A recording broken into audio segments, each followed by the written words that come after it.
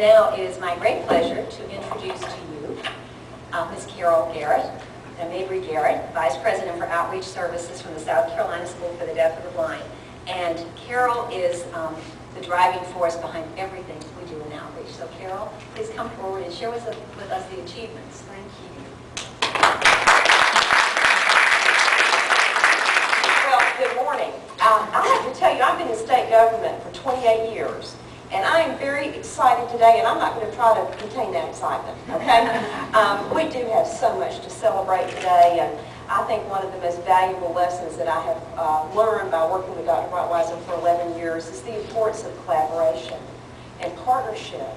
And as we pool our resources, our best thoughts, and if we come together and we're committed and we have a covenant to making something happen, it's going to happen. And this is a prime example today with the establishment of the SCSDB Braille Production Center and the wonderful partnership with the Department of Corrections. Boy, I tell you, you get the right people with the right heart in the right place at the right time, it is amazing what the outcome can be.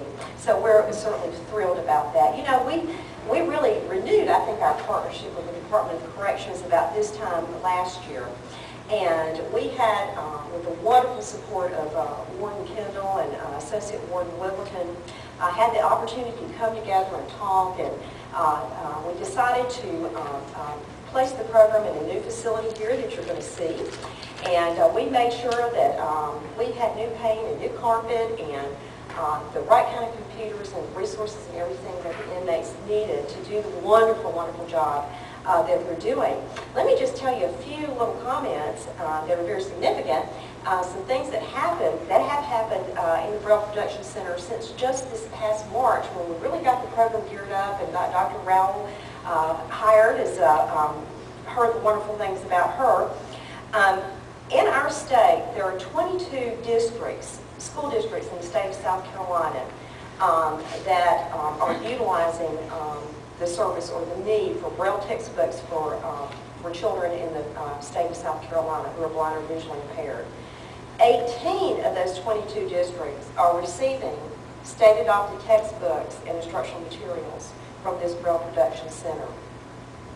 We have 60 students in our state who have to have all their books, and you know that can be 7, 8, 10 books in a Braille format. And 39 of those students are receiving their materials from the Braille Production Center here. Can you imagine, since last March, 55,000 pages of Braille were produced by the inmates here.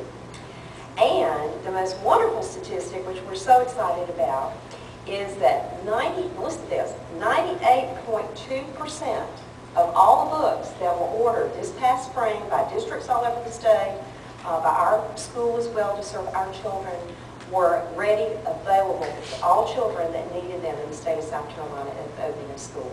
Isn't that great?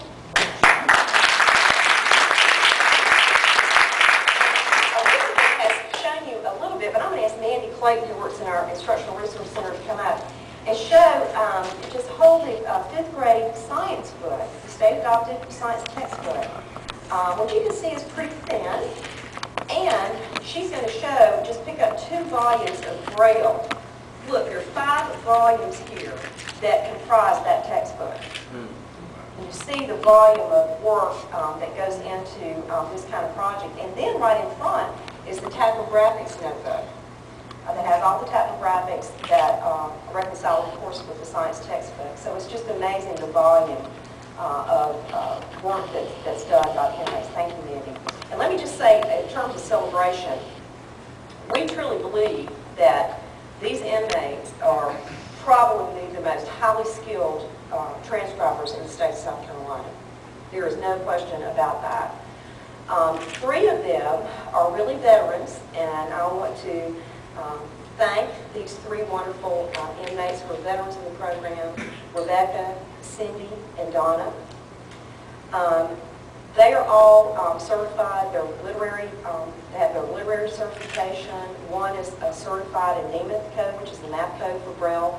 One is certified in textbooks in addition to the literary. An additional one is working on a Nemeth certification. One is working on music certification. You know that you can Braille music, and one is working on that certification. Can you imagine how difficult that is? 3 new inmates that have joined us who will also are working on their literary certification. That's Denise, Chase, and Melissa. The program is growing. Great things are happening.